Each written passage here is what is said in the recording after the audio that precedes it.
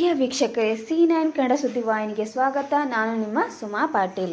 ಕರ್ನಾಟಕದಲ್ಲಿ ಕಾಂಗ್ರೆಸ್ ಸರ್ಕಾರ ಅಧಿಕಾರದಲ್ಲಿ ಬಂದ ಮೇಲೆ ಸಂವಿಧಾನ ವಿರೋಧಿ ಬಸವ ಅಂಬೇಡ್ಕರ್ ತತ್ವಗಳನ್ನು ಮರೆತು ಕೆಲಸ ಮಾಡುತ್ತಾ ಇದ್ದಾರೆ ಅಧಿಕಾರಿಗಳು ಎಂದು ಆರೋಪ ಮಾಡಿದ ಮಣಿಕಂಠ ರಾಠೋಡ್, ಅಧಿಕಾರಿಗಳು ಎಲ್ಲ ಶಾಸಕರು ಹಾಗೂ ಮಂತ್ರಿಗಳು ಚೇಲಗಳಾಗಿ ಕೆಲಸ ಮಾಡುತ್ತಾ ಇದ್ದಾರೆ. ಕಾರಣ, ಕಳೆದ ವರ್ಷದಲ್ಲಿ ನನ್ನ ಮೇಲೆ ಹಲ್ಲೆ ಆಗಿತ್ತು. ಆ ಹಲ್ಲೆ ಕುರಿತು ಶಹಾಬಾದ್ ಪೊಲೀಸ್ ಠಾಣೆಯಲ್ಲಿ ಪ್ರಕರಣ ದಾಖಲಾಯಿತು.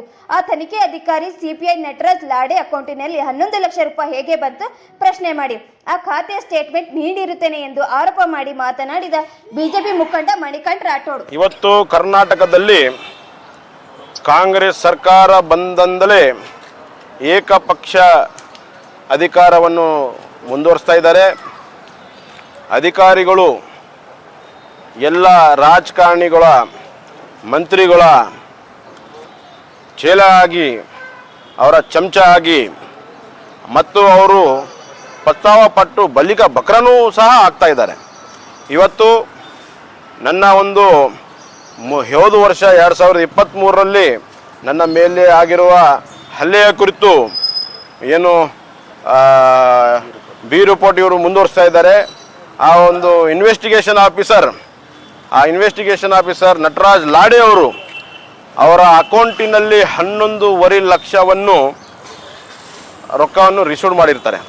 ಆ ಸ್ಟೇಟ್ಮೆಂಟ್ನು ತಮ್ಮೆಲ್ಲರಿಗೆ ನಾನು ಕೊಟ್ಟಿದ್ದೀನಿ, ತಾವು ನೋಡ್ಬೋದು. ಅದರಲ್ಲಿ ಇವರು ಯಾವ ಥರ ಹಗರಣವನ್ನು ಮುಂದುವರಿಸ್ತಾ ಇದ್ದಾರೆ, ಇವರು ಯಾವ ಥರ ಅಧಿಕಾರ ದುರುಪಯೋಗ ಮಾಡ್ತಾ ಇದ್ದಾರೆ.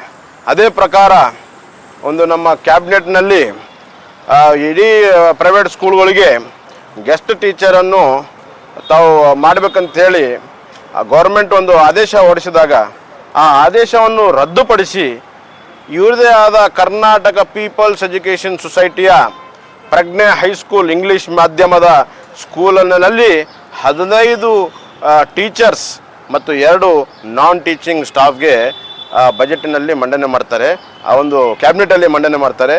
ಆದರೆ ಅವ್ರಿಗೆ ಒಂದು ಕ್ಯಾಬಿನೆಟಲ್ಲಿ ಮಾತ್ರ ಮಂಡನೆ ಆಗೋದು ಮತ್ತು ಆ ಒಂದು ಲೆಟ್ರಲ್ಲಿ ಸ್ಪಷ್ಟವಾಗಿ ಬರೀತಾರೆ, ಈ ಒಂದು ಆದೇಶ ಮುಂಬರುವ ದಿನಗಳಲ್ಲಿ ಯಾವುದಕ್ಕೂ ಇದೊಂದು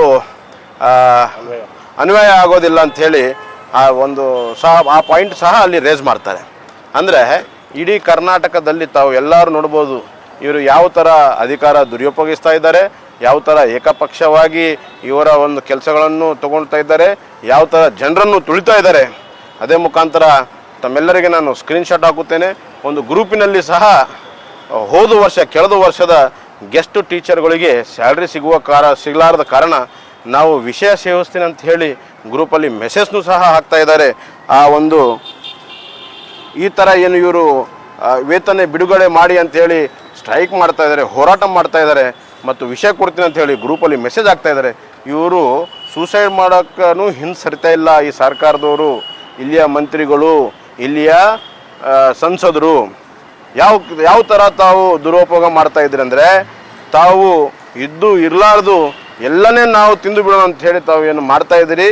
ಇದು ಸಂವಿಧಾನ ವಿರೋಧ ಇದೆ, ಇದು ಬಸವ ತತ್ವದ ವಿರೋಧ ಇದೆ.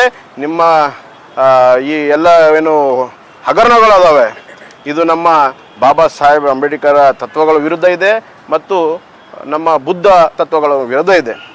ತಾವು ಇಷ್ಟು ದೊಡ್ಡ ಒಂದು ಬುದ್ಧ ವಿವರನ್ನು ಕೊಟ್ಟಿದ್ದೀರಿ, ಯಾವುದಕ್ಕೆ ಸಲುವಾಗಿ ಕಟ್ಟಿದ್ದೀರಿ? ಜನರನ್ನು ಪರಿವರ್ತನೆ ಮಾಡ್ಬೇಕಂತೇಳಿ ತಾವು ಕಟ್ಟಿಸಿರುವುದು. ಆದರೆ ನೀವು ಮೊದಲು ಪರಿವರ್ತನೆ ಆಗಿ ಸ್ವಾಮಿ, ಮೊದಲು ನೀವು ಪರಿವರ್ತನೆ ಆಗಿ ತಾವು ಯಾವ ಥರ ಲೂಟಿ ಮಾಡ್ತಾ ಇದ್ದೀರಿ, ತಾವು ಯಾವ ಥರ ಅಧಿಕಾರ ದುರುಪಯೋಗ ಮಾಡ್ತಾ ಇದ್ದೀರಿ, ಈ ಒಂದು ದುರುಪಯೋಗ ಮಾಡುವುದನ್ನು ತಾವು ಇಲ್ಲೇ ನಿಂದ್ರಿಸ್ರಿ. ಇಲ್ಲದಿದ್ದಲ್ಲಿ ಮುಂದಿನ ದಿನಗಳಲ್ಲಿ ನಾವು ಹೋರಾಟವನ್ನು ಹೊಂದ್ಕೋತೀವಿ ಮತ್ತು ಮುಂಬರುವ ದಿನಗಳಲ್ಲಿ ನಾವು ಉಚ್ಚ ನ್ಯಾಯಾಲಯ ಮತ್ತು ಸರ್ವೋಚ್ಚ ನ್ಯಾಯಾಲಯದಲ್ಲಿ ಹೋಗಿ ತಮ್ಮ ವಿರುದ್ಧ PL ಅನ್ನು ಹಾಕೋದು ಖಚಿತ ಅಂತ ಹೇಳಿ ನಾನು ಈ ಪ್ರೆಸ್ ಮೀಟ್ ಮುಖಾಂತರ ತಮ್ಮನ್ನು ಎಚ್ಚರಿಸ್ತಾ ಇದ್ದೀನಿ. ಸರ್, ಕಲಬುರಗಿ ನಗರದಲ್ಲಿ ಬಹಳಷ್ಟು ಹಗರಣ ಆಗ್ತಾ ಇದೆ ಅಂತ ತಾವು ಹೇಳ್ತಾ ಇದ್ದೀರಿ. ಅದು ಹೆಣ್ಮಕ್ಳ ಮೇಲೆ ದೌರ್ಜನ್ಯ ಆಗ್ತಾ ಇದೆ ಸರ್, ಅದಕ್ಕೆ ಮೂಲಭೂತ ಕಾರಣ ಯಾರಂತ ಹೇಳಿ ಸರ್? ಇದು ಎಲ್ಲ ಈಗಲಿಂದ ಆಗ್ತಾ ಇಲ್ಲ, ಇದು ಆಗ್ತಾ ಇರೋದು ಬಹಳಷ್ಟು ದಿನಗಳಿಂದ.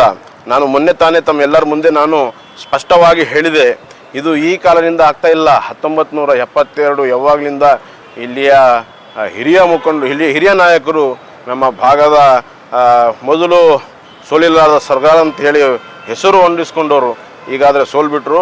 ಆದರೆ ಆ ಒಂದು ಹೆಸರಿನ ವ್ಯಕ್ತಿ ಯಾವಾಗಲಿಂದ ರಾಜಕೀಯದಲ್ಲಿ ಬಂದಿದ್ದರೋ ಅವಾಗಲಿಂದ ಸಹ ಇದು ಒಂದು ಬ್ಲ್ಯಾಕ್ ಮೇಲಿಂಗ್ ನಡೆಯುತ್ತಿರುವುದು ಮತ್ತು ಇದು ಹನಿ ಟ್ರ್ಯಾಪ್ ನಡೀತಿರುವುದು ಇಲ್ಲಿ ಈಗಲಿಂದ ಸಮಸ್ಯೆ ಇಲ್ಲ.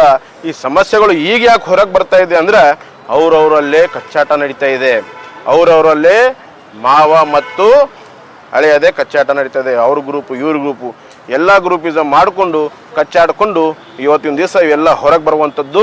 ಇವು ಭಾಳಷ್ಟು ದಿನಗಳಿಂದ ಇಂಥವು ಮಾಡಿದ್ದಾರೆ.